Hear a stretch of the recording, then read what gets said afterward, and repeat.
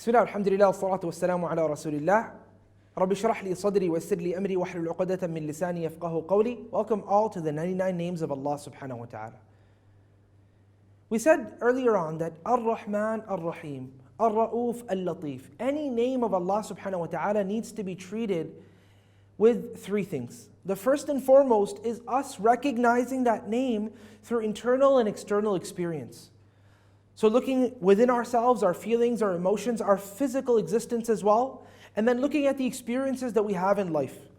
And through that we understand the rahmah of Allah Subhanahu Wa Ta'ala, or the lutf of Allah Subhanahu Wa Ta'ala, and so forth. The mercy, the compassion, and so forth of Allah can be only understood if we look for this mercy within the creation of Allah Subhanahu Wa Ta'ala.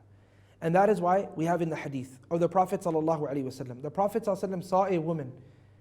This woman was running. And she was running to her child. And then she found her child and held this child and embraced this child and hugged this child. And the Prophet ﷺ looked at the woman. And the woman had lost her child before this. And the Prophet ﷺ looked at his companions. And he said, أَتَرَوْنَ هَذِهِ طَارِحَةً وَلَدَهَا فِي النَّارِ. Do you think this woman will be able to chuck her child into the fire? Throw her child into the fire? So the Sahaba, they said, of course not. O Rasulullah sallallahu alaihi wasallam, so long as she's able to protect her child, embrace the child and keep her child to herself, and not throw him in the fire, she will do that. She will do that. She will try her best to do that. So the Prophet sallallahu alaihi wasallam, he said, Allah is more merciful. Lallahu arhamu bi ibadihi min hadhihi bi waladiha. Allah is more merciful to His slaves than this woman with her child. That is the mercy and the beautiful mercy of Allah Subhanahu Wa Ta'ala. So in order for us to understand this mercy, we are in our own lives have to look at the examples of the mercy of Allah here, there, and everywhere. A person may ask a question.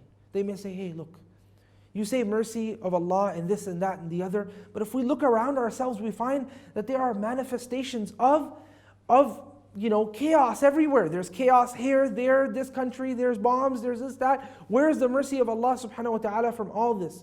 We will say that the hikmah of Allah Subhanahu Wa Ta'ala is only known to Allah. Let me give you just one example.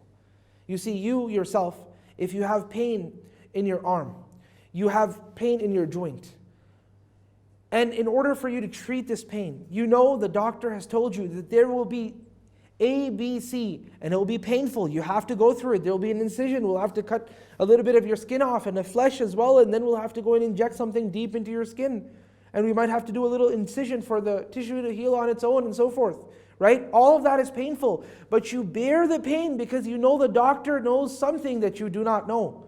Allah Subhanahu Wa Ta'ala knows something that we do not know.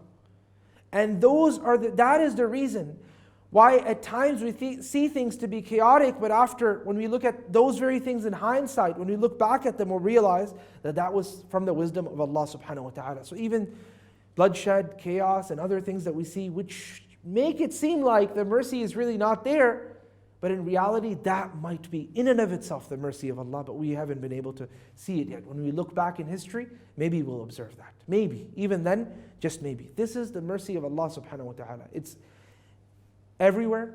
We have to observe it. And if we don't notice it, then that is because our finite brains cannot understand the infinite mercy of Allah and the infinite wisdoms of Allah Subhanahu Wa Ta'ala. I'd like to bring to your attention a hadith of Rasulullah Sallallahu Alaihi Wasallam, that every single student of knowledge, every single person that loves knowledge and scholars and so on and so forth, when they sit with scholars, this is the first hadith that they learn.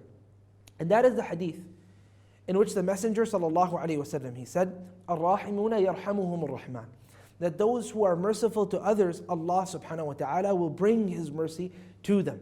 So you see, you learn the name of Allah, Ar-Rahman, Ar-Raheem, you understood it. Then you learn how to take this name and understand the existence of this name in the external world and even within yourselves, so that you're able to glorify this name. And then you learn how to practice this name. And what happens when you practice this name? The Messenger Sallallahu Alaihi Wasallam said, when you are merciful to others, Allah Subhanahu Wa Ta'ala, Rabbul Izzati wal Jalal, the one who has Dhur Rahmatul Wasi'ah, the one who has the most vast of all mercy, the one who has the ever-reaching and everlasting, and the one that has a mercy which reaches every place and everybody, He will be merciful to you. If you want the mercy of Allah, then show compassion and mercy to the slaves of Allah and the creation of Allah. وصلى الله على سيدنا محمد وعلى آله وصحبه أجمعين.